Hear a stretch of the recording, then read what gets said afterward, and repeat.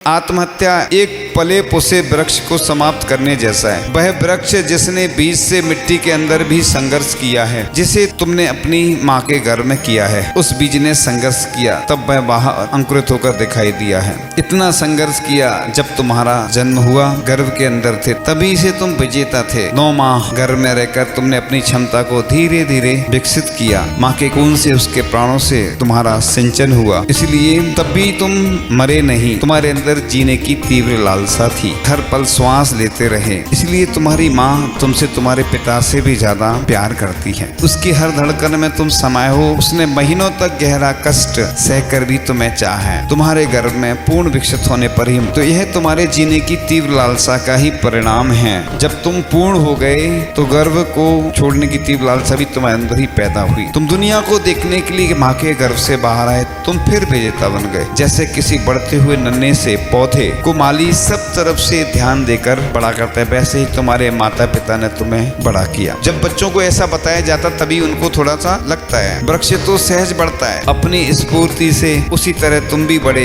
वृक्ष को अपने लिए कोई कामना नहीं होती। तुम्हारी तो बहुत सी इच्छाएं थी, उन सभी इच्छाओं की पूर्ति करके तुम्हें पाला पोसा, ताकि तुम्हें मानसिक दुख भी न रहे। अब पौधे के बड़े होने पर जैसे माली की चिंता बहुत कुछ समाप्त हो जाती, वैसे ही तुम्हारी स्कूली शिक्षा पूर्ण होने पर अब माता पिता के तुम्हारे बड़े होने की चिंता से मुक्त हो गए। तुम पुनः विजेता बन गए। अब वृक्ष को और बड़ा होने का समय है, उस पर फल फूल लगने का समय है। वृक्ष की जड़ें जमीन में भीतर तक समाई हैं। सब प्रकार के मौसम, हवाओं, विपरीत वातावरण को सहकर जैसे वृक्ष बढ़ता गया, तुम भी अनेक बीमारियां, चोटों के बावजूद बड़े हुए। तुमने इतने वर्षों से पले पुसे वृक्ष की तरह अपने जीवन को तुम मिटाने की सोच रहे हो। यह तो जघन्यतम अपराध है। यह लोगों के साथ धोखा है, कपट है, छलावा है, जिन्होंने तुम्हें बड़ा किया। अब इस वृक्ष पर फल लगने का समय और तुम इसे समूल नष्ट करने की सोच रहे हो। चारों ओर तुम्हारे घर परिवार के लोग तुम्हें एक होनहार सपूत मानकर कुलदीपक की तरह और बेटी के दोनों हाथों में मेहंदी सजाकर किसी योग पति को समर्पित करने की बाट जोड़े। अब तुम हार क्यों रहे हो? तुम्हारा पढ़ना लिखना और कुछ बन जाना, यह तो हर माँ बाप का सपना होता है, तुम कुछ बन जाओ। इसलिए तुम्हें घर से बाहर पढ़ने के लिए भेजा है, ना कि इसलिए कि तुम मिट जाओ और मर जाओ। और वह मिटना मरना भी इतनी सी बात को लेकर कि तुम्हारे नंबर इस बार परीक्षा में कम आए। इसलिए अपने बच्चों को अगर जैसे कुछ आते हैं तो कह दो बेटा चिंता नहीं करो, अब देखो जो हो गया ये तो है, लापरवाही तो की है उसने, लेकिन अब सभी एक से हो जाएंगे तो परीक्षा का क्या मतलब। वो पंक्तियां है ना, मंजिल पर ही रुकना हमको, हो कितनी भी दूर, लंबी राह नहीं कर सकती हमें कभी